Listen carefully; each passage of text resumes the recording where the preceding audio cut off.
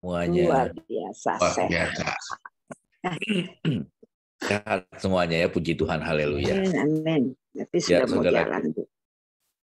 ya hanya karena kasih dan anugerahnya Tuhan Yesus saja yang selalu menjaga, melindungi kehidupan kita setiap hari. Amin ya saudara ya.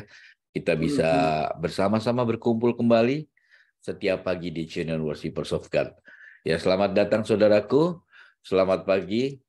Dan pagi hari ini yuk kita bersama-sama kita mau memuji serta menyembah Tuhan yang akan dipimpin pagi hari ini oleh Pak Hendra ya, Pak Hendra. Serta kita akan mendengarkan pesan lewat kebenaran firman Tuhan yang akan disampaikan oleh Bapak Robert Doni Priharsono. Shalom, selamat pagi Pak Doni, apa kabar pagi hari ini? Shalom, selamat pagi. Luar biasa, Pak. Haleluya. Baik, terima kasih Pak Doni pagi hari ini sudah bersama-sama kami di Channel Worshipers of God. Luar biasa. Puji Tuhan, haleluya. Haleluya. Baik saudara, pesan Tuhan pagi hari ini adalah karena itu sebagai orang-orang pilihan Allah yang dikuduskan dan dikasihinya, kenakanlah belas kasihan, kemurahan, kerendahan hati, kelemah lembutan dan kesabaran. Itulah ya sifat-sifat yang dimiliki Bapak kita. So kita sebagai anak-anaknya, kita juga harus mencontoh dari Bapak kita. Kita mempunyai sifat-sifat seperti itu. Baik saudara, kita akan mulai persekutuan kita pagi hari ini dan kita akan buka dalam doa. Ibu Marta, mohon bantu buka dalam doa. Silakan Bu. Ya, mari kita sama-sama berdoa. Puji syukur, terima kasih Bapakku yang baik. Terima kasih Yesusku yang manis. Terima kasih Allah Roh Kudus. Engkau baik, Engkau hebat, Engkau dahsyat. Kami bangga punya Allah seperti Engkau. Tuhan, di pagi yang indah ini Tuhan, Engkau izinkan kami Tuhan untuk dapat hadir bersama-sama Tuhan, untuk dapat memuji, memuliakan, membesarkan nama-Mu. Terima kasih Bapa. Hanya itu ucapan syukur kami. Dan biarlah Tuhan, di pagi yang indah ini Tuhan, kami juga boleh belajar Tuhan, melalui firman-Mu Tuhan. Urapi hamba-hamba-Mu ya Tuhan, yang akan menyampaikan firman-Mu, membukakan rahasia firman-Mu Tuhan, melalui Bapak Robert dan Doni Tuhan, dengan urapan yang baru selalu Tuhan. Terima kasih Bapak, sehingga kami dapat mengerti dan dapat melakukannya sesuai seturut dengan kehendak-Mu. Engkau berkati juga Tuhan Pak Hendra Tuhan, yang akan memainkan organ yang dipakai Tuhan dengan urapan yang baru Tuhan. Terima kasih Tuhan. Melalui pujian penyembahan ini Tuhan, menjadi dupa yang harum di hadapan-Mu Tuhan. Urapi kami semua Tuhan dengan urapan yang baru. Tuhan pakai kami juga Tuhan, baik melalui Zoom ini Tuhan, maupun yang ada di GCB Radio, maupun Facebook, YouTube, semua Engkau melawatnya Tuhan. Kami percaya Tuhan, Engkau sendiri yang memperbarui kami dan mempersiapkan kami Tuhan. Sehingga Engkau datang nanti Tuhan, Engkau akan mendapatkan iman yang sungguh-sungguh kepadamu. Terima kasih kami buka Tuhan. Zoom di GWG ini hanya dalam nama Tuhan Yesus kami mengucap syukur. Haleluya. Amin. Amin. Terima kasih Ibu Marta. Selamat beribadah, Tuhan Yesus memberkati.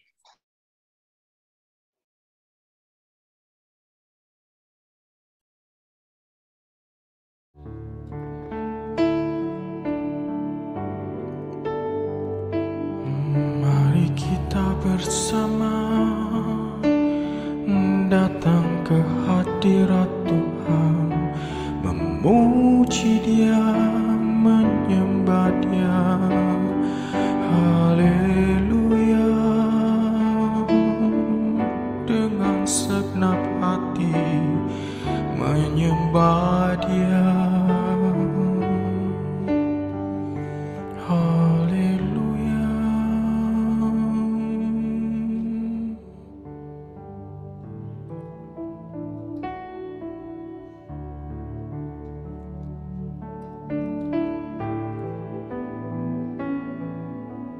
Saat ku masuk ke hadirat-Mu, ku tersungkur dan sembah-Mu. persembahkan korban syukurku yang terbaik bagimu.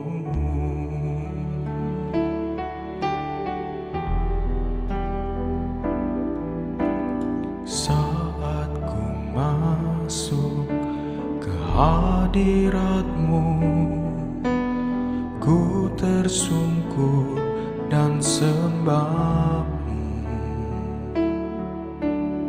Ku persembahkan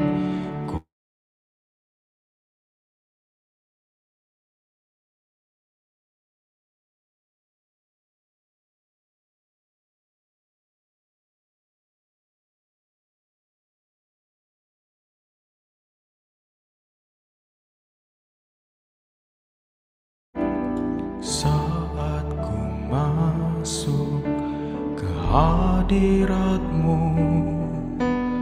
ku tersungkur dan sembah-Mu. Ku persembahkan korban syukurku yang terbaik bagimu. Ku bawa korban syukur ke tempat kudus-Mu Tuhan. Hatiku limpah dengan syukur, sebab Tuhan baik. Oh, sebab Tuhan baik.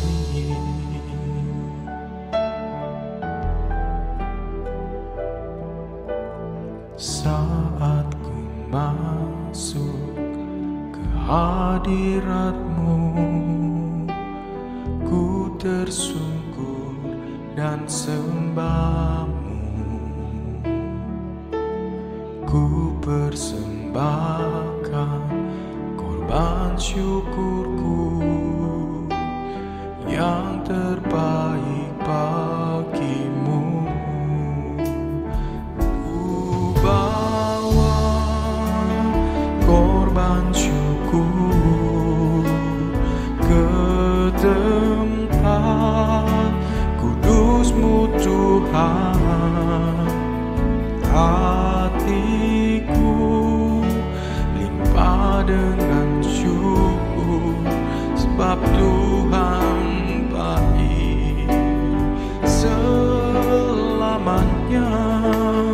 Ku bawa korban syukur ke tempat kudus-Mu Tuhan.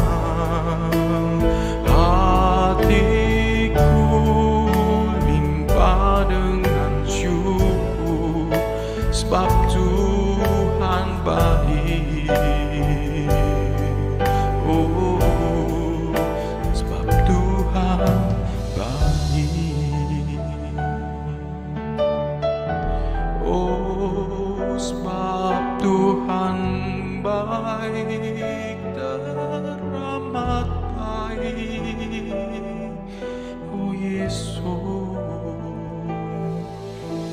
saat ku masuk ke hadirat-Mu, ku tersungkur dan sembah-Mu.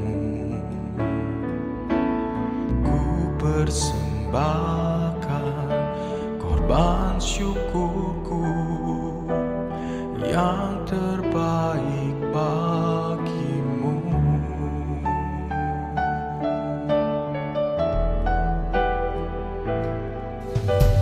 Saat ku masuk ke hadirat-Mu, ku tersungkur dan sembah-Mu. Ku persembahkan korban syukurku yang terbaik bagimu. Ku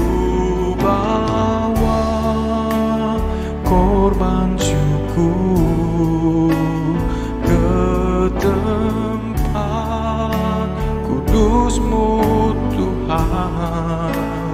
Hatiku limpah dengan syukur, sebab Tuhan baik selamanya.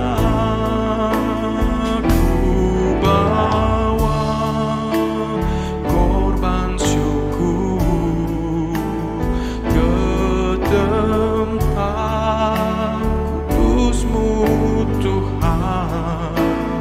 Hatiku limpah dengan syukur, sebab Tuhan baik selamanya. Ku bawa korban syukur ke tempat kudus-Mu Tuhan. Hatiku limpah dengan syukur, sebab Tuhan baik. Oh, sebab Tuhan baik selama-lamanya. Kau teramat baik. Oh, ku bawa korban syukur ke tempat kudus-Mu Tuhan. Hatiku limpah dengan syukur, sebab Tuhan baik.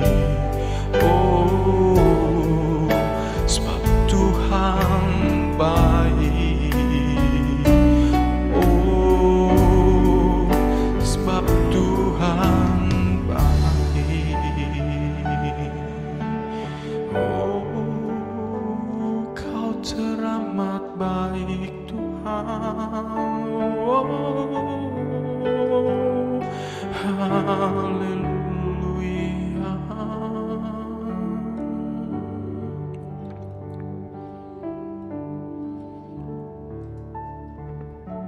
Kami ingin lebih lagi Tuhan, ingin lebih lagi, lebih dekat lagi dengan-Mu. Bahkan setiap jam kami memerlukan-Mu Tuhan. Kami tidak bisa terlepas lagi dari-Mu. Terima kasih Tuhan Yesus. Ya Tuhan, tiap jam ku memerlukan-Mu. Engkaulah yang memberi sejahtera penuh. Setiap jam ya Tuhan, di Kau ku perlukan. Ku datang Juru Selamat, berkatilah.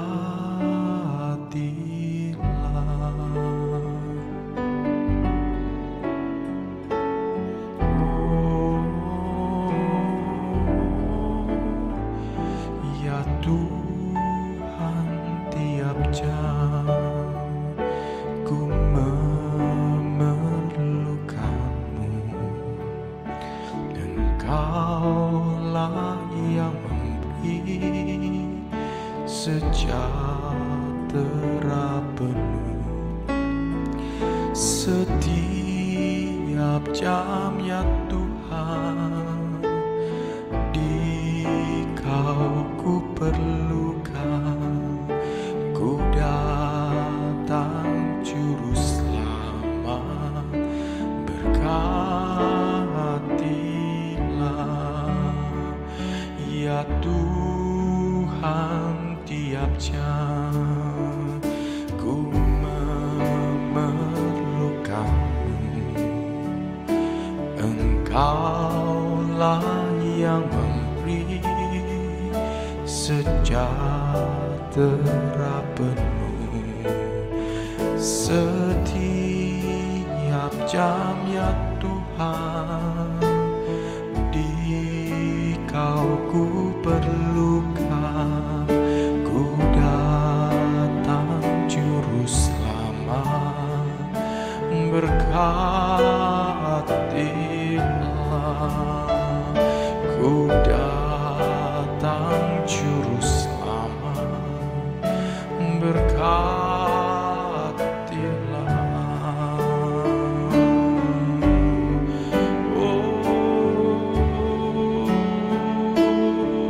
Berkatilah kami Tuhan.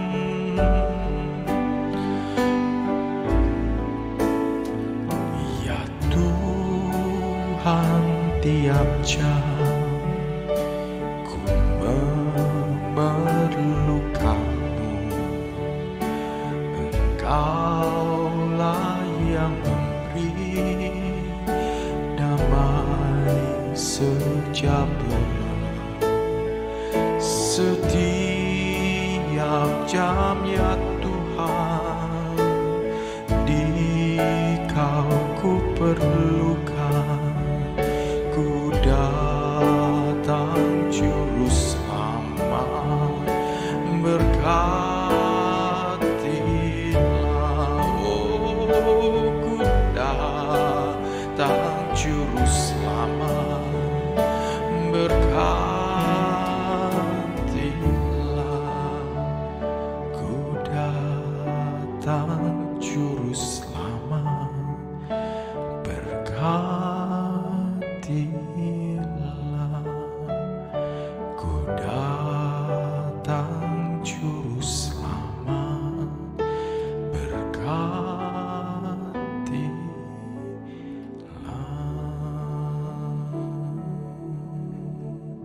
segala pujian syukur bagi-Mu.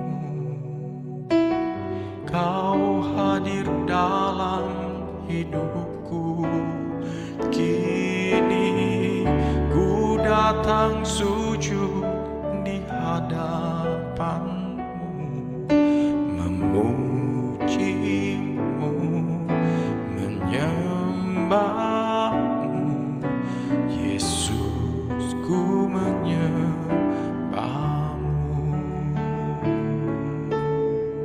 Segala pujian syukur bagi-Mu.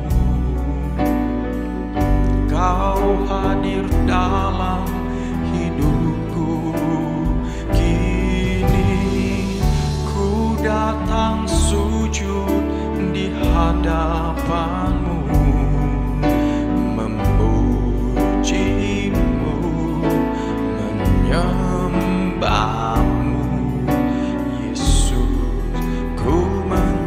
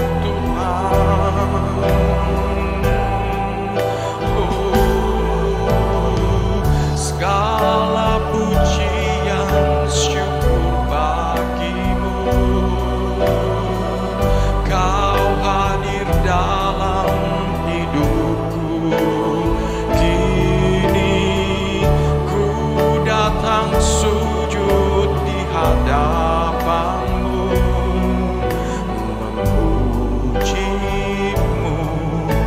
menyembahmu, Yesus, ku menyembahmu,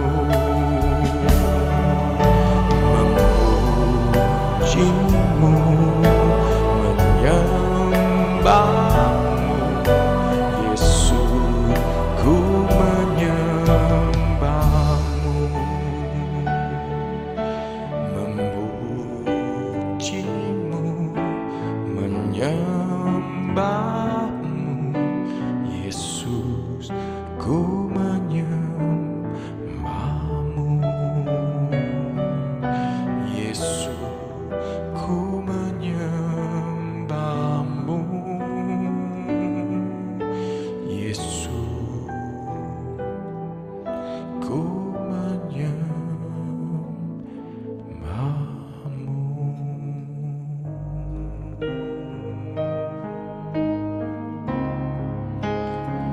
Sebab itu ya Tuhan, kami ingin hidup ini diserahkan kepadamu ya Tuhan. Jadilah padaku apa yang Kau rancangkan dari semula.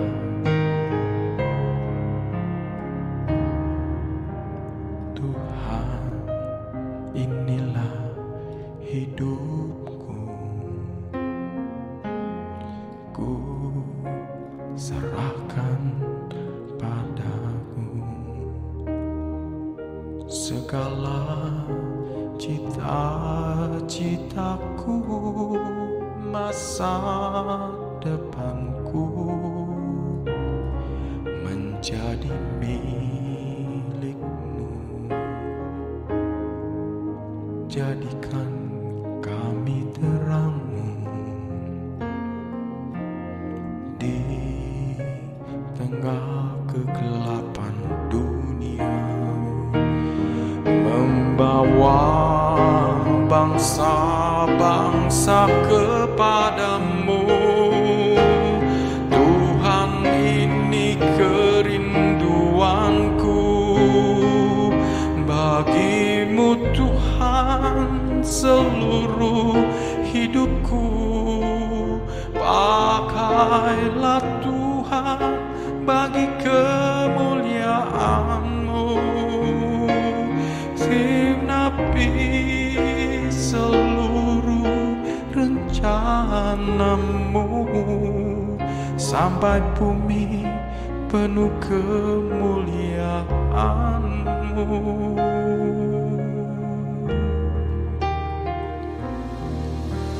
Tuhan, inilah hidupku, ku serahkan padamu. Segala cita-citaku, masa depanku menjadi milikmu. Jadikan kami terangmu di tengah kegelapan dunia, membawa bangsa-bangsa kepadamu. Tuhan, ini kerinduanku bagimu Tuhan, seluruh hidupku. Pakailah Tuhan bagi kemuliaan-Mu, genapi seluruh rencana-Mu, sampai bumi penuh kemuliaan-Mu. Bagimu Tuhan, seluruh hidupku. Pakailah Tuhan bagi kemuliaan-Mu, genapi seluruh rencana-Mu,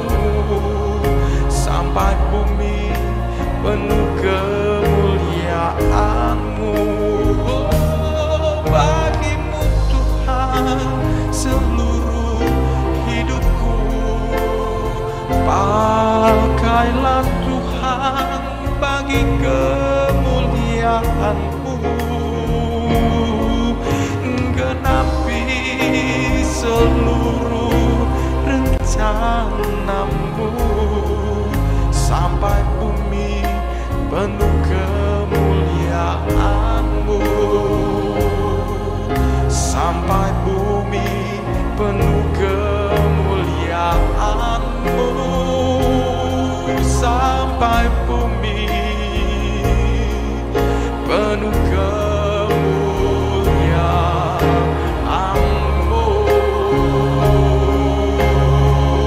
Oh, seluruh bumi penuh kemuliaan nama-Mu Tuhan, seluruhnya menjadi umat-Mu menyembah-Mu.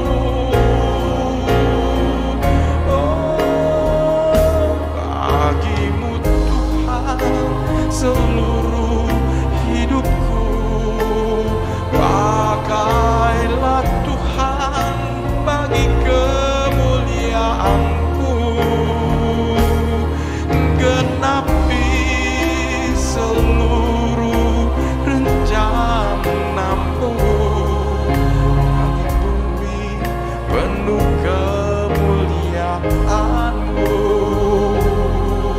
sampai bumi penuh kemuliaan-Mu,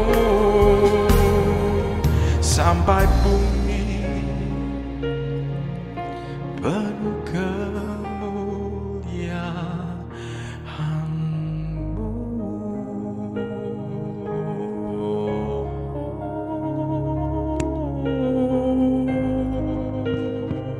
Sampai seluruh bumi Tuhan memuji-Mu, memuliakan-Mu, bersorak-sorak karena-Mu Tuhan. Haleluya, haleluya. Oh, amin.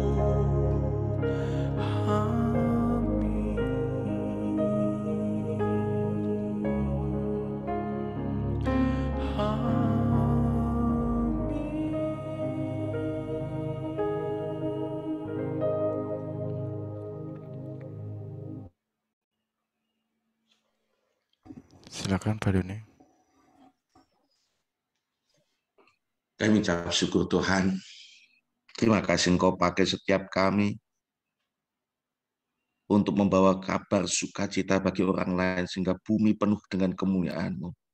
Pakai setiap kami Tuhan. Perlengkapi setiap kami. Urapi setiap kami. Biarlah urapan-Mu yang terus ada di dalam hidup kami. Karena kami percaya Kristus ada di dalam hidup kami. Dan kuasanya terus menetap di dalam hidup kami. Sehingga kami punya kuasa untuk menyampaikan kabar sukacita itu. Terima kasih Tuhan. Berbicaralah kepada kami. Biarlah nama-Mu semakin besar dan kami semakin kecil di hadapan-Mu. Kasih setia-Mu, pengurapan daripada Engkau Tuhan, turun atas setiap kami. Di dalam nama Tuhan Yesus kami siap mendengarkan kebenaran firman. Haleluya, haleluya. Amin. Hai, haleluya. Salam Bapak Ibu semuanya. Luar biasa, saya boleh ada di tengah-tengah Bapak Ibu yang luar biasa. Tentunya Bapak Ibu yang luar biasa juga karena kita memiliki Tuhan yang sangat luar biasa. Oke Bapak Ibu, kita akan memulai sharing firman pagi ini dengan kita menyapa Bapak Ibu dengan satu tema berdamai dengan masa lalu. Ya. Kita buka Mazmur 31 ayat 10 sampai dengan 11. Saya akan bacakan buat Bapak Ibu. Kasihanilah aku ya Tuhan. Sebab aku merasa sesak karena sakit hati, mengidaplah mataku. Meranalah jiwa dan tubuhku sebab hidupku habis dalam duka dan tahun-tahun umurku dalam keluh kesah. Kekuatanku merosot karena sengsaraku dan tulang-tulangku menjadi lemah. Bapak Ibu, di bawahnya saya ada tulis satu kasus. Kasus pertama. Kami ada mengunjungi seorang kawan ya, yang sudah lama sekali nggak hadir di dalam gereja. Ya. Si ibu ini cerita, nggak sudi aku datang ke gereja itu lagi. Hatiku sudah tidak ada lagi di situ. Aku tidak mau melihat wajah-wajah mereka lagi. Dengan mudahnya mereka membuang kami setelah kami melayani beberapa tahun tanpa menuntut yang macam-macam dan rela mengorbankan apa yang ada pada diri kami.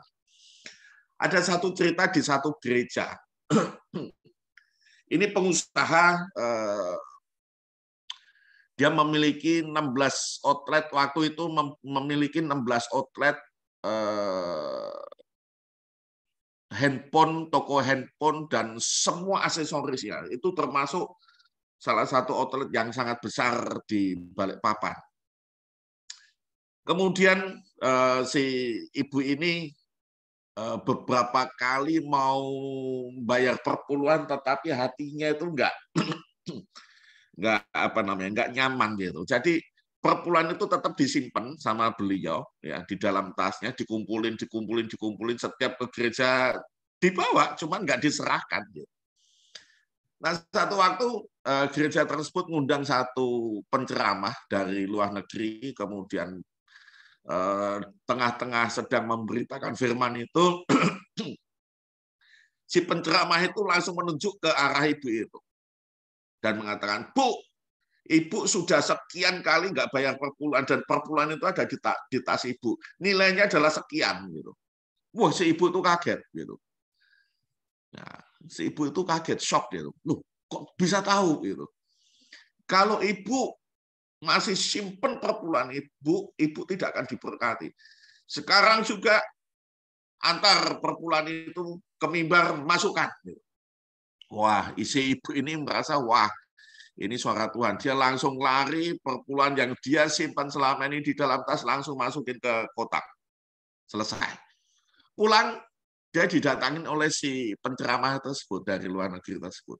Dia bilang, "Bu, saya butuh handphone yang terbaru 2 unit.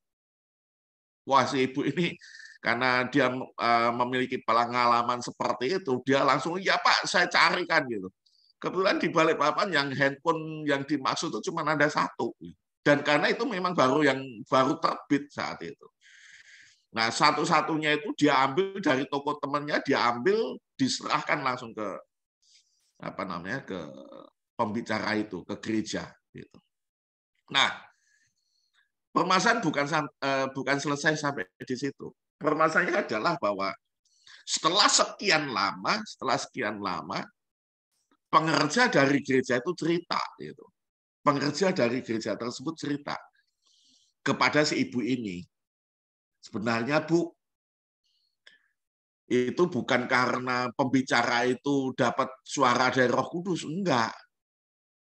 Bapak Gembala itu punya data siapa yang nyumbang, terutama yang nyumbang gede itu punya datanya. Setiap orang transfer, setiap orang nyumbang selalu ada slipnya yang ditandatangani, yang diisi. Nah, dia selalu bikin laporan, ini sudah perpuluhan, ini belum." Nah, itu yang disampaikan kepada beliau, shock langsung. Ya, shock langsung. Si ibu ini shock langsung.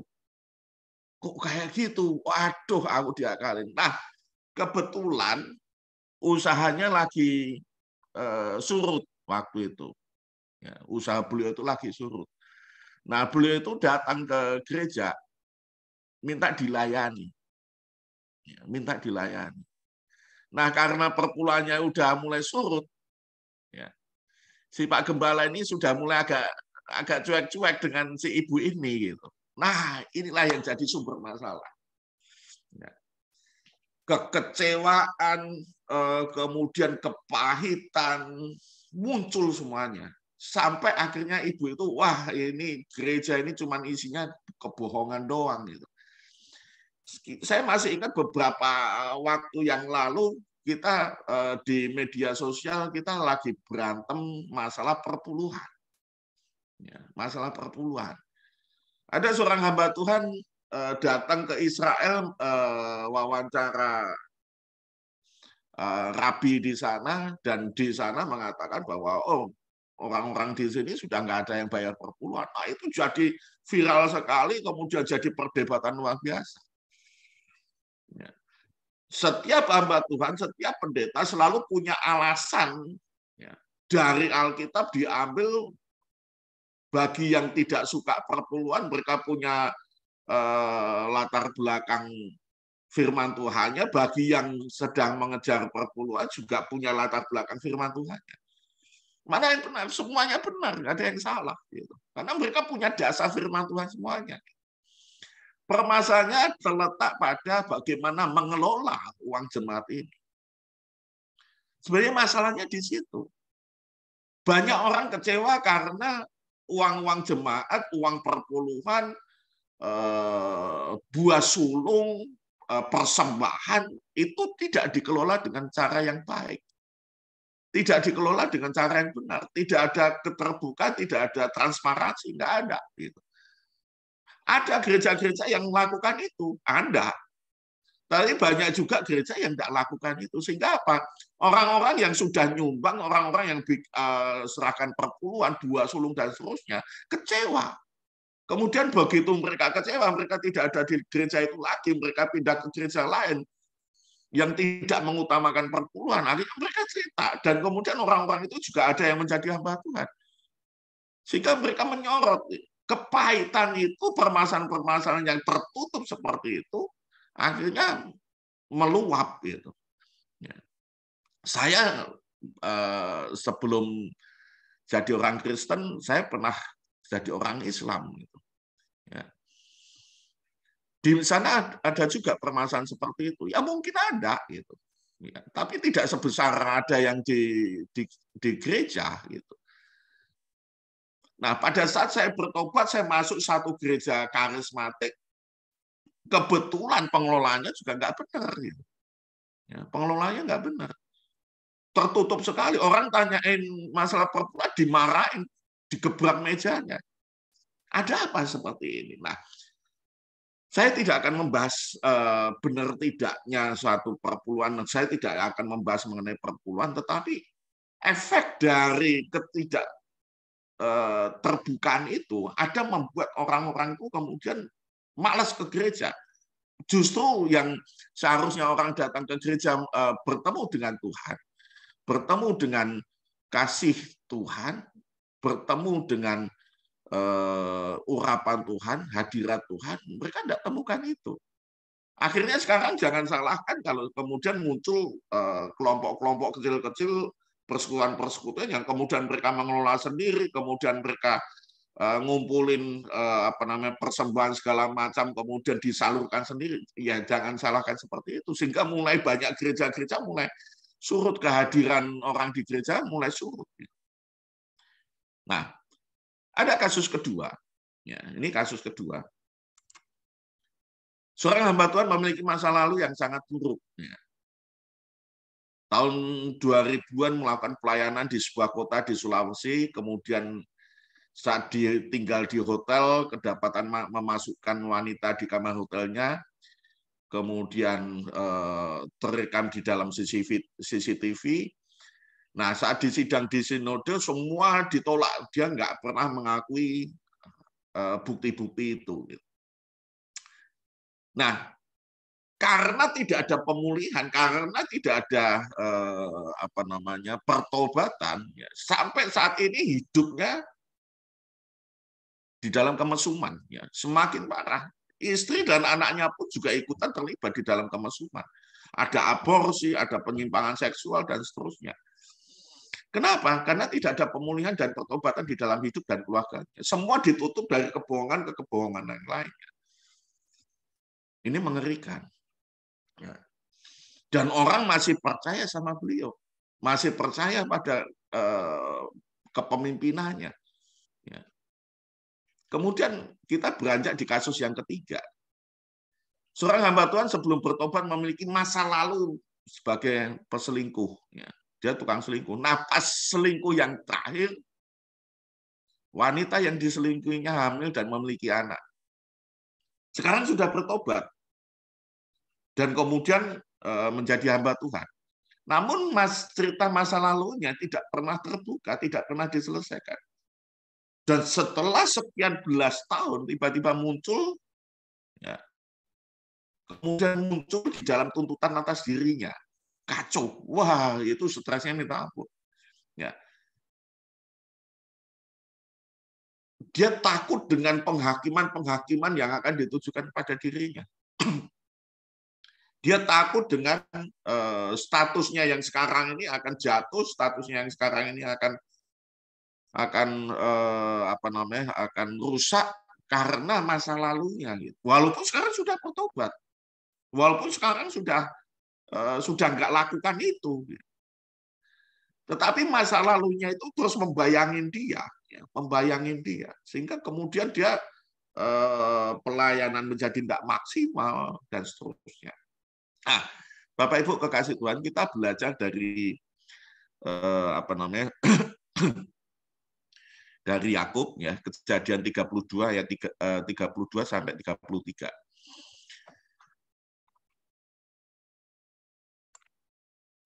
Saudara Yakub, Esau tinggal di daerah perbukitan Edom yang disebut Seir. Yakub menyuruh beberapa orang utusan kepada Esau. Bapak Ibu tentu sudah pernah dengar cerita, pernah baca, pernah juga bolak-balik, karena kita sudah tahu pasti Bapak Ibu juga sudah khataman Alkitab, ya, khataman itu dari kitab Kejadian sampai kitab Wahyu. Bapak Ibu sudah baca semuanya, tentu sudah tahu cerita tentang Yakub sama Esau. Esau menjual hak kesulungannya kepada Yakub demi semangkok sup, ya, semangkok sup, entah itu kacang merah atau apapun, ya, semangkok sup yang enak sekali menurut si Esau, karena saat dia datang lapar, ya, kemudian Yakub lagi masak, itu dia minta, kemudian Yakub minta supaya Esau menjual hak kesulungannya, gitu. Nah, permasalahannya adalah di dalam keluarga ini mamanya mereka, ya, Ribka, itu lebih cenderung menyayangi Yakub. Yakub orangnya bersih, ya. Walaupun mereka itu anak kembar, ya, anak kembar. Esau lahir duluan, Yakub lahir belakangan, tapi si Ribka ini lebih menyayangi Yakub, sementara bapaknya lebih sayang pada Esau, ya, lebih sayang pada Esau. Si Ishak ini lebih sayang pada si Esau. Nah, Ribka nggak suka kalau seandainya berkat bapaknya ini jatuhnya kepada Esau. Jadi dia bikin kong kali kong dengan anaknya Yakub untuk supaya Yakub mendapatkan berkatnya. Nah, Esau sangat marah sekali karena berkat yang seharusnya untuk dia jatuh kepada si Yakub, sehingga dia merencanakan untuk membunuh Yakub waktu itu. Nah, mamanya ini kemudian tahu bahwa si Esau ini mau bunuh Yakub, menyuruh Yakub itu pergi kepada si Laban. Ya. Laban itu adalah putra Betuel bin Nahor dari Terah, itu. Ya. Saudara laki-laki Ribka. Nah, si Yakub ini disuruh pergi ke Laban untuk menghindari pembunuhan si Esau. Nah, cerita ini adalah saat Yakub mau ketemu dengan Esau. Nah, ia berkata kepada mereka, kepada orang-orang yang diutus kepada Esau. Jadi si Esau ini sedang berjalan mau menemui si Yakub, Yakub juga berjalan mau ketemu si Esau, gitu.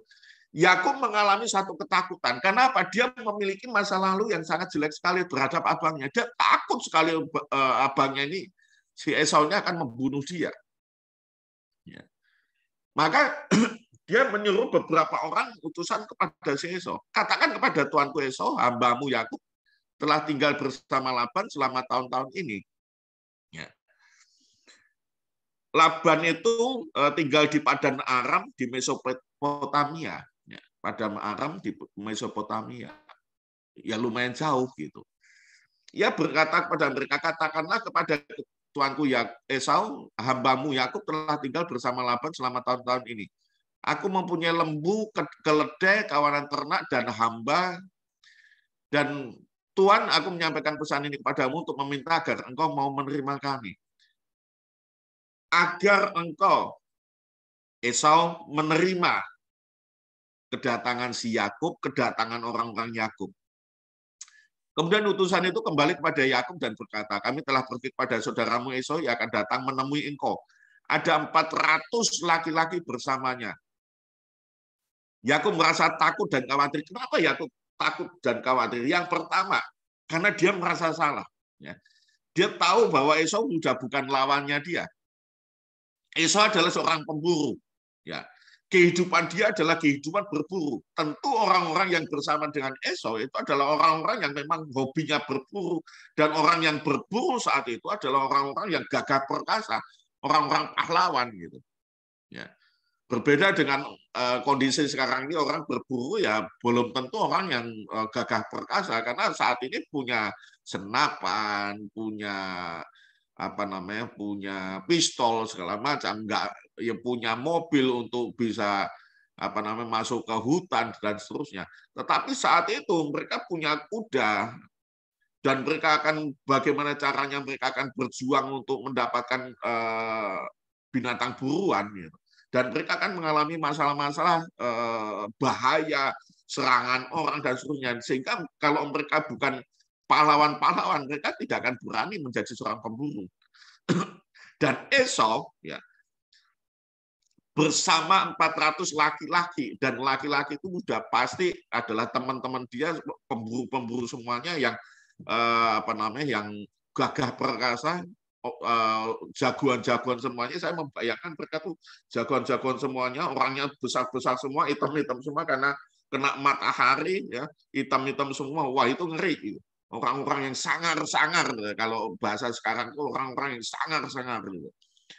Nah, Yakub merasa sangat takut dan khawatir. Dia membagi rombongan kawanannya, yang membagi orang-orangnya, kawanan ternak, domba, serta unta-untanya menjadi 2 rombongan. Dia berpikir jika Esau datang dan membinasakan satu rombongan, rombongan yang lain dapat lari dan menyelamatkan diri. Bapak Ibu kekasih Tuhan. Ini kita melihat, untungnya Yakub berpikir untuk tidak minta bantuan kepada Laban, tidak minta bantuan kepada pasukan-pasukan lain, kerajaan-kerajaan lain untuk menghadapi Esau. Coba, dia belum tahu tentang Esau bagaimana, sikap Esau bagaimana, cara pandang Esau terhadap dia saat ini bagaimana. Dia hanya melihat masa lalu. Dia merasa bahwa masa lalunya adalah masa lalu yang jelek dengan Esau. Esau sudah mengancam mau membunuh dia, gitu. Dikatakan sama mama mereka, gitu. Esau mau membunuh kamu, kamu pergi, gitu. Dia tinggalkan bapaknya yang waktu itu sudah mau mati dan dia tidak pernah bisa ketemu dengan bapaknya lagi. Kemudian dia melarikan diri ke tempat si Laban dan seterusnya. Untungnya dia tidak meminta bantuan kepada negara-negara lain, kerajaan-kerajaan lain untuk menghadapi Esau. Coba dengan cara pandang yang sempit, belum tahu kondisi sebenarnya, dia sudah mengerahkan orang, kemudian langsung menggebur Esau. Apa yang terjadi? Cara berpikir yang kemungkinan begini, saya rasa begini, saya curiga begini, dan seterusnya. Itu yang bisa mendatangkan malapetaka. Gitu. Nah, untungnya dia hanya berpikir dari dirinya sendiri, dari kekuatan dirinya sendiri. Gitu. Sehingga musibah malapetaka itu tidak menjadi besar. Kemudian Yakub berkata, dia kembali kepada Allah. Untungnya Yakub kembali kepada Allah. Allah ayahku Abraham, Allah ayahku Ishak. Tuhan, engkau mengatakan kepadaku untuk kembali ke negeriku dan kepada keluargaku. Engkau mengatakan bahwa engkau akan melakukan yang baik kepadaku. Dia percaya Allah ayahnya, Allah Abraham, Allah Ishak, menyuruh dia kembali kepada keluarganya, tetapi dia belum percaya sepenuhnya karya Allah di dalam hidupnya, bahwa Allah pasti melindungi dia, pasti menaungi dia, pasti menjaga dia, pasti menuntun dia, pasti memberikan yang terbaik. Aku tidak layak untuk menerima semua kebaikan yang telah Engkau tunjukkan pada hamba-Mu ini. Dulu aku menyeberangi sungai Yordan hanya dengan membawa tongkat di tangan. Tetapi sekarang aku memiliki harta yang cukup untuk dibagi ke dalam 2 rombongan besar. Aku memohon kepadamu untuk menyelamatkan aku dari saudaraku Esau. Ketakutan ini dia bawa kepada Allah. Aku takut kalau ia akan datang dan membunuh kami semua, bahkan ibu-ibu dengan anak-anaknya. Tuhan, Engkau berkata kepadaku, aku akan melakukan yang baik kepadamu, aku akan memperbanyak keluargamu dan membuat anak-anakmu sebanyak pasir di laut, tak akan terhitung banyaknya. Yakub, kemudian kita langsung loncat di Kejadian 33 ayat 1-8. Yakub memandang dan melihat Esau datang. Esau datang bersama 400 laki-laki. Kemudian Yakub membagi keluarganya menjadi 4 rombongan. Lea dan anak-anaknya dalam satu rombongan. Rahel dan Yusuf dalam satu rombongan, dan 2 pelayan perempuannya bersama anak-anak mereka dalam 2 rombongan. Yakub menempatkan 2 pelayan perempuannya dan anak-anak mereka di depan. Kemudian Lea dan anak-anaknya di belakang mereka, kemudian Rahel dan Yusuf di urutan terakhir. Bapak Ibu kekasih Tuhan, ini kurang ajar. Ya. Istri kekasihnya, istri yang sangat dikasihin, si Rahel, itu ada di urutan terakhir. Yang enggak begitu dikasih suruh paling depan. Jadi kalau mau dibantai yang depan duluan. Gitu. Ya. Yakub ini juga kurang ajar juga gitu ya. Bayangkan 2 pelayan perempuan dan anak-anak mereka itu di depan. Pelayannya itu kalau mau dihabisin tuh pelayan perempuannya di depan duluan. Kemudian Lea dan anak-anaknya di belakang mereka. Baru Rahel dan Yusuf di urutan terakhir. Ya. Kemudian Yakub sendiri berjalan di depan mereka. Sementara itu terus berjalan ke arah Esau, ia sujud sampai ke tanah 7 kali. Kekasih Tuhan, penyelesaian dari permasalahan si Esau, kita melihat ada sesuatu yang sangat unik sekali. Ya. Si Yakub, ya, Yakub tidak mengandalkan kekuatan militer, tidak mengandalkan kekuatan kemampuan fisiknya untuk menghadapi si Esau. Ya. Dia membuat satu strategi, ya, supaya belas kasihan itu muncul di dalam diri Esau. Ya. Dia kirim rombongan, ngirim ternak dulu. Ya, dia ingin mencoba apakah rombongan yang pertama dihabisin sama Esau enggak? Oh, ternyata enggak. Berarti masih aman gitu. Dia kemudian berjalan. Pelayan perempuan dan anak mereka ditaruh di depan. Oh, ternyata aman. Ya, enggak dihabisin. Lea dan anaknya di belakang mereka juga enggak gitu. Nah, kemudian baru dia menetapkan dirinya untuk dia turun kemudian mendatangi Esau. Dia sujud sampai ke tanah 7 kali. Artinya apa? Dia membawa perdamaian, membawa kerendahan dirinya dia di hadapan Esau. Ya. Kita melihat Esau yang sudah dirugikan oleh Yakub, ya. Dia yang sudah diakalin oleh Yakub, dia yang sudah ditipu oleh Yakub, ya. Dia tidak melihat dendam itu lagi, dia tidak memikirkan dendam itu lagi, dia tidak memikirkan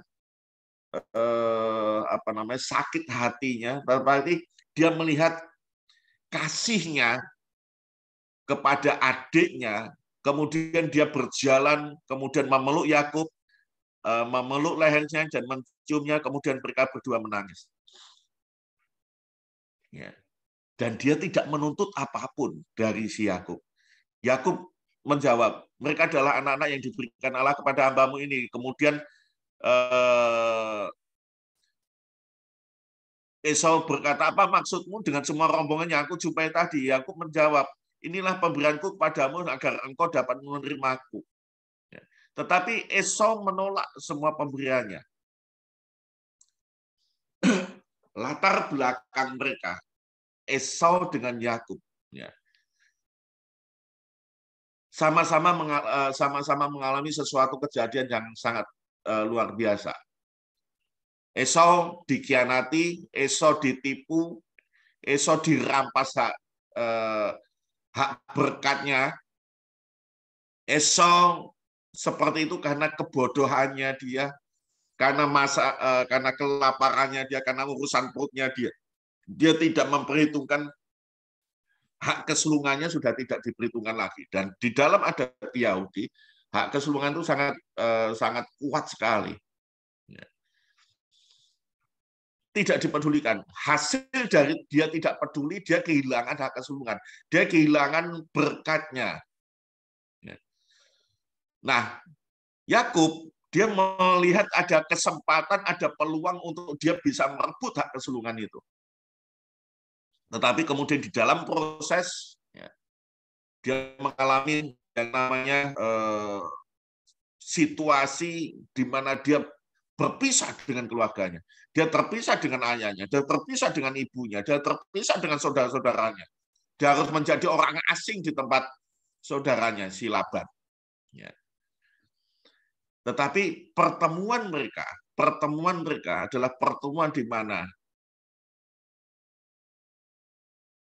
kepahitan masa lalu kemudian melebur. Saya bukakan kisah di Daud, 2 Samuel 12 ayat 7 sampai 9. Kemudian berkatalah Nathan kepada Daud, engkaulah orang itu. Beginilah firman Tuhan Allah Israel, akulah yang mengurapi engkau menjadi raja atas Israel, dan akulah yang melepaskan engkau dari tangan Saul. Telah kuberikan isi rumah tuanmu kepadamu, dan istri-istri tuanmu ke dalam pangkuanmu. Saul, aku telah memberikan kepadamu kaum Israel dan Yehuda, dan seandainya itu belum cukup, tentu kutambah lagi ini dan itu padamu. Mengapa engkau menghina Tuhan dengan melakukan apa yang jahat di matanya? Uria orang Het itu kau biarkan tewas dengan pedang. Istrinya kau ambil menjadi istrimu, dan dia sendiri telah kau biarkan dibunuh oleh pedang Bani Ammon. Kisah perselingkuhan Daud yang kemudian berujung pada pembunuhan. Perselingkuhan, kemudian terjadi pembunuhan. Rekayasa pembunuhan. Tetapi Daud di sini, waktu Nabi Nathan datang kepada Daud, Daud mengalami pemulihan di situ. Dia bertobat. Dia mengaku setiap dosa-dosanya. Walaupun kemudian kita tahu bahwa masa lalunya itu kemudian berimbas pada masa depan. Kehidupannya penuh peperangan, pembunuhan. Karena apa? Efek dari apa yang dilakukan oleh Daud. Kita melihat yang terakhir. Yesus, Markus 6 ayat 1 sampai 6. Kemudian Yesus berangkat dari situ dan tiba di tempat asalnya, sedang murid-muridnya mengikuti dia. Pada hari Sabat ia mulai mengajar di rumah ibadat dan banyak orang takjub mendengarnya dan berkata. Awalnya orang-orang takjub mendengar Yesus mengajar. Tapi kemudian mereka mulai mengolah siapa sih Yesus itu. Kan kalau sekarang ini begitu orang terkenal, menjadi populer, orang akan tanya, siapa sih dia? Mulai kepo gitu. Akan cari tahu siapa orang ini gitu. Dari mana diperolehnya hal-hal itu? Hikmat apakah yang diberikan kepadanya? Bagaimana mukjizat yang demikian dapat diadakan oleh tangannya? Bukankah ia ini tukang kayu, anak Maria, saudara Yakobus, Yoses, Yudas, dan Simon? Bukankah saudara-saudaranya yang perempuan ada di sini bersama dengan kita? Lalu mereka menolak dia. Kemudian Yesus berkata pada mereka, seorang nabi dihormati di mana-mana kecuali di tempat asalnya sendiri, di antara kaum keluarganya dan di rumahnya. Ia tidak dapat mengadakan satu mukjizat pun di sana, kecuali menyembuhkan beberapa orang sakit dengan meletakkan tangannya di atas mereka. Yang merasa heran karena mereka tidak percaya. Lalu Yesus berjalan keliling dari desa ke desa sambil mengajar. Kekasih Tuhan, ada 3 contoh yang saya coba sampaikan pada Bapak Ibu.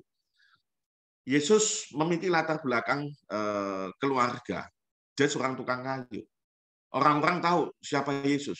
Maria siapa tahu, adik-adiknya Yesus siapa, mereka tahu, mereka kenal. Ada dua model yang mereka bisa menerima Yesus karena pengajarannya dia, karena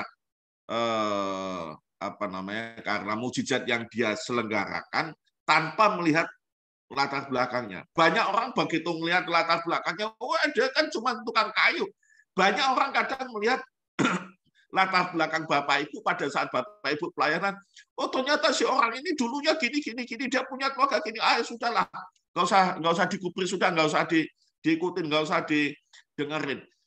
Kita menjadi kecewa. Yesus tidak pernah kecewa dengan orang-orang itu.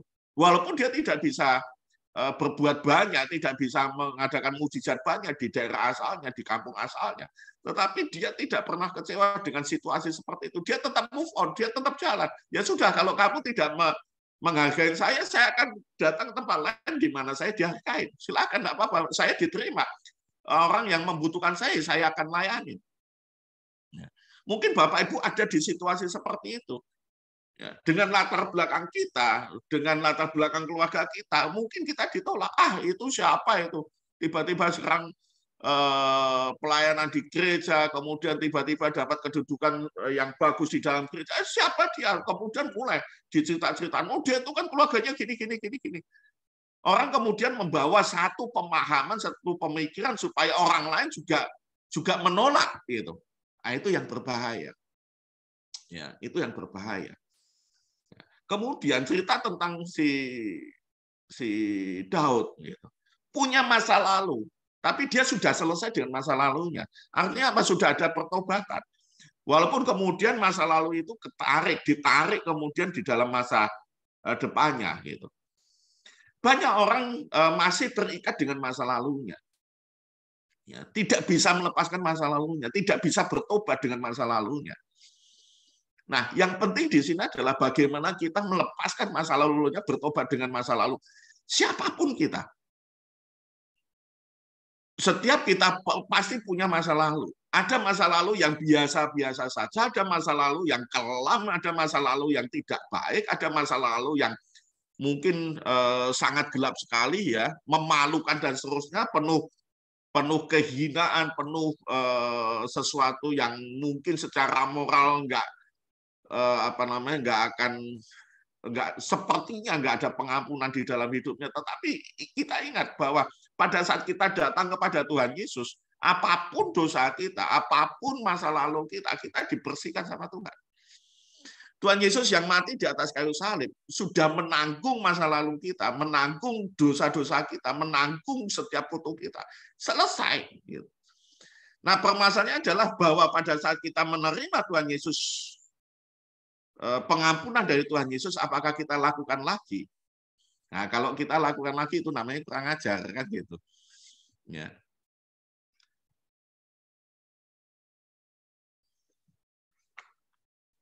Kalau kita masih terikat dengan masa lalu kita tidak akan pernah move on. Pelayanan kita tidak akan pernah maksimal. Kita sudah bertobat, tapi kita sudah tidak boleh lakukan itu lagi. Artinya, kita harus menunjukkan buah pertobatan kita. Jangan kita tergantung pada masa lalu kita. Ada 5 hal yang menjadi catatan kita, pertemuan kita pagi hari ini. Yang pertama, kita menjadi manusia yang apa adanya. Sebagai satu resume dari apa yang kita paparkan hari ini, kita sharingkan hari ini, kita menjadi manusia yang apa adanya. Ya. Supaya kita tidak menjadi batu sandungan bagi banyak orang. Yang kedua, terbuka dengan masa lalu kita. Dengan latar belakang kita. Kita dari keluarga apa, udahlah, kita nggak perlu kita tutup-tutupin apa adanya. Orang mau menerima kita, mau menolak kita, terserah. Yang penting adalah hubungan kita dengan Allah, karena kita melayani adalah untuk Allah, bukan untuk manusia. Jadi menjadi manusia yang apa adanya mencegah kita supaya kita tidak korupsi di dalam gereja kita, supaya uang jemaat juga memang digunakan untuk jemaat, untuk kepentingan jemaat, untuk kesejahteraan jemaat, dan seterusnya, bukan untuk kepentingan kita. Kita menjadi manusia apa adanya. Ya. Terbuka dengan masa lalu kita, supaya kita tidak ada sesuatu pun yang kita tutupin. Yang ketiga, menyelesaikan secara tuntas masalah di masa lalu. Kalau kita punya kejadian, selesaikan sampai tuntas. Kejadian yang tidak tuntas akan terus ngekor ke kita, gitu. Ya, ngekor ke kita. Kemudian keempat, jangan simpan hingga kepahitan dan dendam. Jangan simpan kepahitan menjadi dendam. Ya. Jangan simpan rasa kecewa kita menjadi kepahitan dan menjadi dendam. Kita tidak akan pernah bisa move on pada saat kita kepahitan dan kita dendam. Nah, yang terakhir, yang kelima, kita harus bisa mengampuni. Matius 6 ayat 14-15. Kita harus bisa mengampuni. Mengampuni masa lalu kita, mengampuni diri kita sendiri, dan mengampuni orang-orang yang menyakiti kita. Mengampuni orang-orang yang menjatuhkan kita, mengampuni orang-orang yang menolak kita, mengampuni orang-orang yang memfitnah kita, mengampuni setiap hal kejadian yang ada di dalam hidup kita. Baik itu keluarga kita, orang terdekat kita, teman-teman sekeliling kita. Saatnya kita bisa move on. Kita bisa berjalan di dalam pelayanan kita. Kita bahkan bisa melakukan satu lompatan di dalam pelayanan kita. Tuhan Yesus memberkati. Bapak, kami ucap syukur untuk pagi ini kalau kami boleh mendapatkan sesuatu dari Engkau, Tuhan. Terima kasih untuk firman yang boleh kami dapatkan dari Engkau, Tuhan, tertanam dalam hidup kami, dan biarlah menjadi satu renungan agar kami boleh melakukan banyak hal di dalam pelayanan kami, sehingga kami tidak terbeban untuk masa lalu kami, tetapi kami terus menetap salib Kristus di depan kami. Kami melihat hanya Yesus di depan kami. Kami bukan melihat di belakang kami. Kami tidak melihat apapun yang terjadi sebelum saat ini, tetapi kami hanya mau melihat Yesus di depan kami. Kami melihat kasih karunia Tuhan di depan kami. Kami tahu kami ada saat ini karena kasih setiamu, karena kehendak-Mu untuk kami melakukan sesuatu yang lebih besar lagi. Terima kasih Bapak. Dalam nama Tuhan Yesus kami ucap syukur Tuhan. Haleluya. Amin. Ya, amin. Terima kasih Pak Doni untuk pagi hari ini lewat pesan kebenaran firman Tuhan pagi ini. Banyak sekali yang sudah kita dapat ya. Infonya begitu lengkap, begitu luar biasa. Dan nanti kalau mau lebih lengkap lagi, kita ada satu sesi setelah doa berkat nanti, yaitu sesi fellowship. Dan Pak Doni masih bersama kita ya Pak ya. Ya, terima kasih Pak Doni. Baik, kita mau berdoa syafaat saat ini. Dan saya meminta tolong kepada Ibu Hera untuk bantu doa syafaat. Shalom, selamat pagi Ibu Hera. Apa kabar pagi hari ini? Sudah bisa? Oh, belum. Ya, sebentar. Puji Tuhan, baik. Oh, luar biasa nih. Kayaknya yang baru kembali ya. Dari liburan. Oke, terima kasih Bu Hera. Bantu kami untuk doa syafaat pagi hari ini. Dan doa berkatnya nanti kami kembalikan ke Pak Doni. Baik, selamat pagi Ibu Rosa. Ibu Rosa sudah resen? Apa yang mau disampaikan Bu Rosa? Silakan.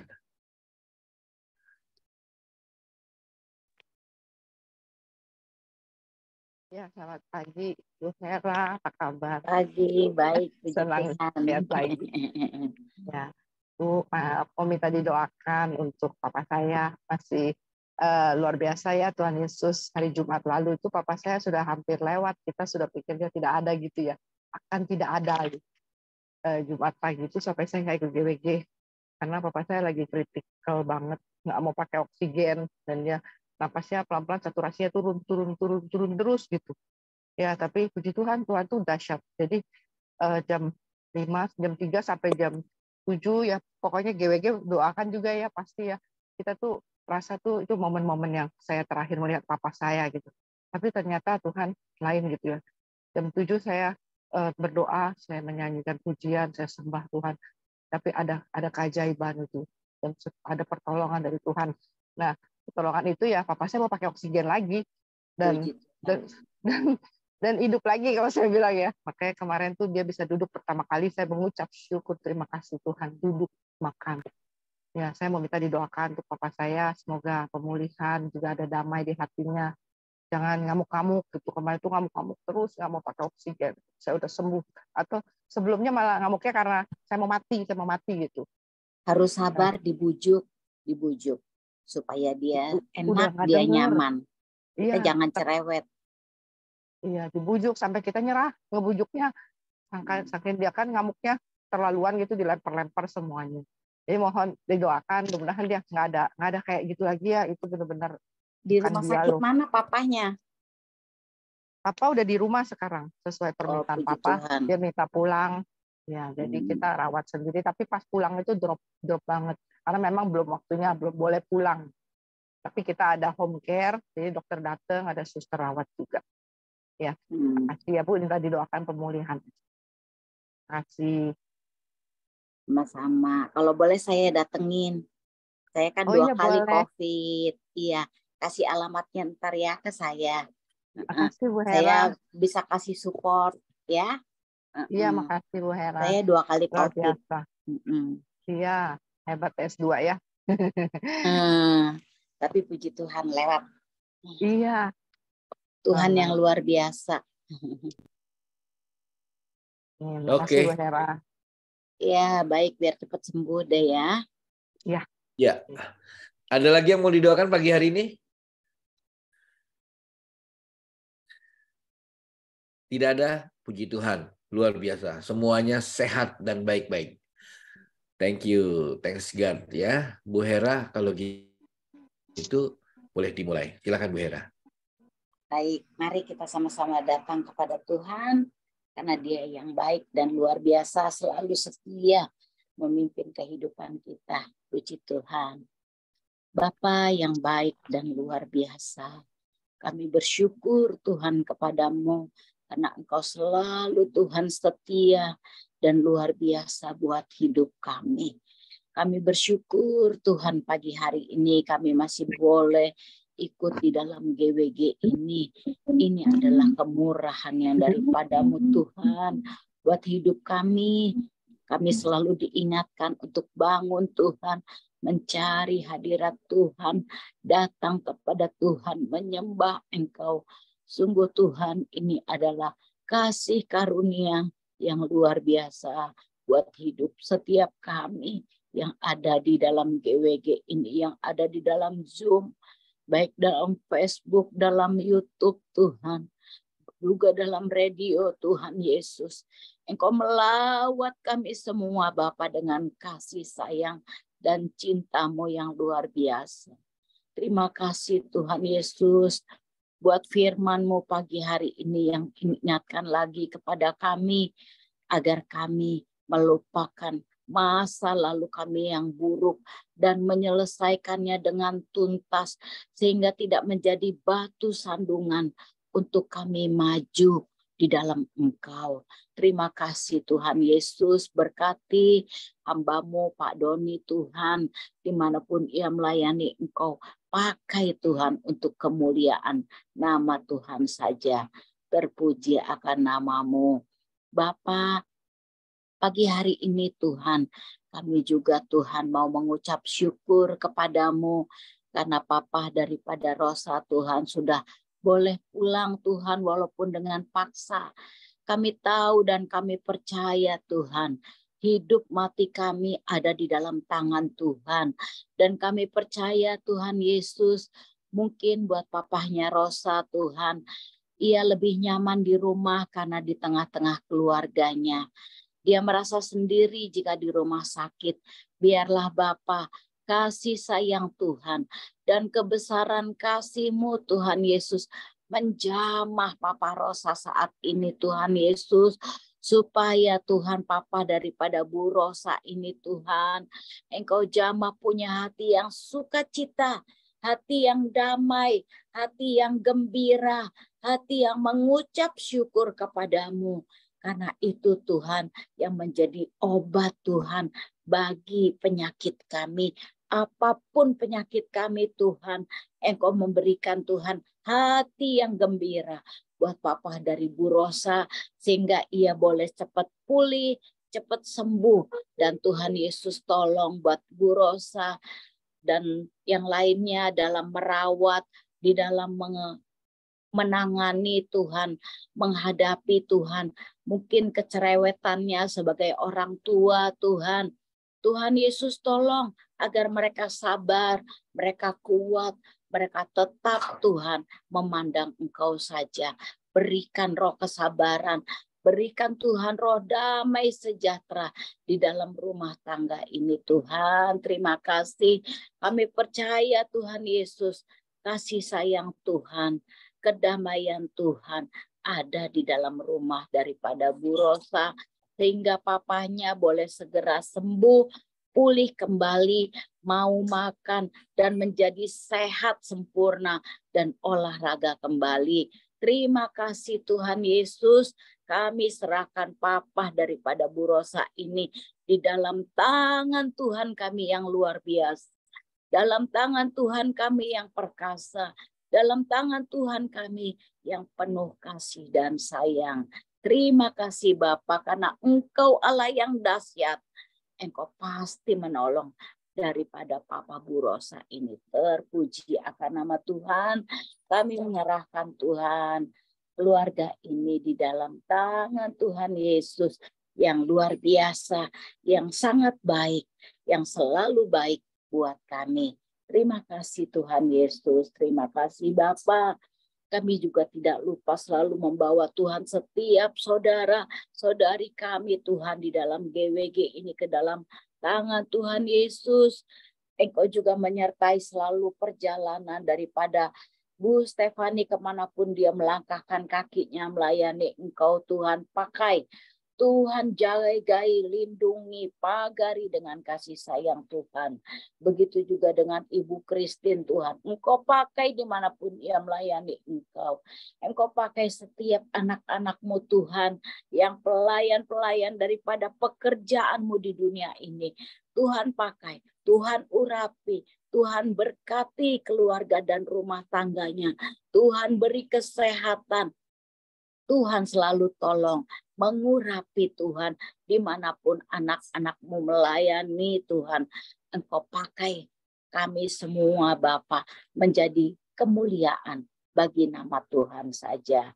Bapa urapi setiap pemimpin daripada GWG ini Tuhan. Baik Pak Hendra, Pak Hendro, Pak Bobi, Pak Nolvin, Pak Rama, Bu Lisa, Tuhan Yesus, Engkau urapi mereka selalu, beri kesatuan hati Tuhan di antara mereka, supaya mereka hanya untuk memuliakan Engkau saja. Pelayanan mereka Engkau berkati, Engkau urapi, semua hanya untuk kemuliaan nama Tuhan saja. Engkau memberkati setiap rumah tangga mereka. Engkau berkati, jangan sampai Tuhan anak-anak-Mu ini ada yang kekurangan. Tuhan lengkapi, Tuhan cukupkan. Tuhan yang memelihara kami semua Tuhan di dalam kasih dan perlindungan dan pertolongan Tuhan. Dan berkat Tuhan selalu cukup buat kami. Ajarkan kami semua untuk selalu mengucap syukur atas pemeliharaan dan kesetiaan Tuhan di dalam hidup kami. Terima kasih Tuhan Yesus. Kami juga bersyukur, berterima kasih Tuhan buat Indonesia kami yang selalu Tuhan Yesus Engkau jaga, lindungi, sehingga ada damai sejahtera. Ada Tuhan ketenangan. Tuhan urapi Bapak Presiden kami, para menteri, Wakil Presiden juga Tuhan, dan setiap pejabat di dalam negeri kami, mulai dari yang tertinggi Bapak Presiden sampai dengan yang terendah RT RW. Tuhan berkati, Tuhan tolong, Beri mereka hati yang melayani, hati yang mau mengasihi, dan Engkau tolong Tuhan Yesus, beri hati yang takut akan Tuhan, sehingga menjadi rem yang pakem Tuhan, sehingga mereka tidak berbuat korupsi Tuhan, ataupun nepotisme, tetapi mereka punya hati yang takut akan Tuhan, sehingga hati mereka boleh bersih, boleh murni di dalam melayani. Terima kasih Tuhan Yesus. Kami menyerahkan semua ini di dalam tangan-Mu. Kami percaya Tuhan Yesus, Indonesia kami, dunia kami ada di dalam kendali Tuhan yang maha bijaksana, maha arif Tuhan. Kami percaya Tuhan Yesus yang Kau jadikan selalu yang terbaik buat kami. Terpuji dan terpuji akan nama-Mu. Kami menyerahkan Tuhan Yesus agar bangsa kami semua terpelihara sempurna di dalam kasih sayang Tuhan. Oh haleluya Bapa, kami mohon ampun Tuhan buat setiap anak bangsa kami yang sudah mengecewakan Engkau. Kami juga mohon ampun Tuhan setiap kami yang ada di dalam GWG ini. Ampuni Tuhan salah dosa kami. Ampuni Tuhan pelanggaran kami. Ampuni Tuhan kami yang masih sering mengecewakan hati-Mu. Terima kasih Tuhan Yesus. Engkau sungguh Allah yang panjang sabar. Allah yang setia, Allah yang murah hati, Allah yang maha bijaksana. Terima kasih Tuhan Yesus. Terima kasih Bapakku yang baik dan luar biasa. Kami hanya alaskan doa kami yang jauh daripada sempurna ini Bapa ke dalam tangan Tuhan saja. Engkau melihat setiap hati kami. Engkau melihat setiap tetes air mata kami. Engkau melihat Tuhan hati kami yang transparan di hadapan-Mu. Karena kami semua telanjang Tuhan di hadapan-Mu. Biarlah Tuhan yang mengoreksi, Tuhan yang membersihkan, Tuhan yang memberkati. Terima kasih Tuhan Yesus. Terima kasih Bapa yang baik. Terima kasih Roh Kudus yang selalu manis buat kami. Terpuji akan nama-Mu. Di dalam nama Tuhan Yesus Kristus, Allah kami yang luar biasa, yang maha bijaksana. Kami berdoa syukur, berterima kasih, dan menyerahkan segala perkara di dalam tangan-Mu. Biarlah tangan kuasa Tuhan yang membimbing kami di sepanjang hari ini. Haleluya, haleluya, amin. Tuhan damai sejahtera, Sang Gembala Agung kita, yaitu Yesus Kristus, yang memperlengkapi kita dengan segala yang baik untuk melakukan kehendak-Nya, dan mengajar kita di dalam apa yang berkenan kepadanya oleh kasih Tuhan kita Yesus Kristus. Bagi Dialah kemuliaan sampai selama-lamanya. Tuhan memberkati kita dan melindungi kita. Tuhan menyinari kita dengan wajah-Nya dan memberi kita kasih karunia. Tuhan menghadapkan wajah-Nya kepada kita dan memberi kita kasih karunia. Tuhan memberikan wajah-Nya kepada kita dan memberi kita sekalian damai sejahtera. Tuhan Yesus memberkati Bapak Ibu, memberkati keluarga Bapak Ibu, memberkati pekerjaan usaha Bapak Ibu, memberkati keturunan kita semua. Di dalam nama Tuhan Yesus. Haleluya. Amin. Amin. Terima kasih kepada Ibu Hera dan juga Pak Doni. Dan saatnya kita mau berfellowship.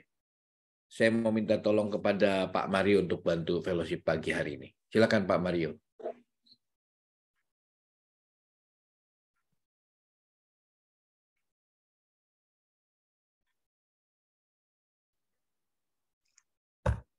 Ya, shalom, shalom. Terima kasih Shalom. Pak Doni. Ya, hari ini bagus sekali ya itu ya apa yang dibawakan Pak Doni ini lengkap banget ya. Saya dapatkan 3 hal sih dari apa yang Pak Doni, nanti kita bagikan juga ya, kita bagikan ke yang mau bertanya. Jadi saya dapatkan 3 hal ya. Satu mengenai dark side ya Pak ya, masa lalu. Bagaimana masa lalu itu bisa merusak juga ya kan.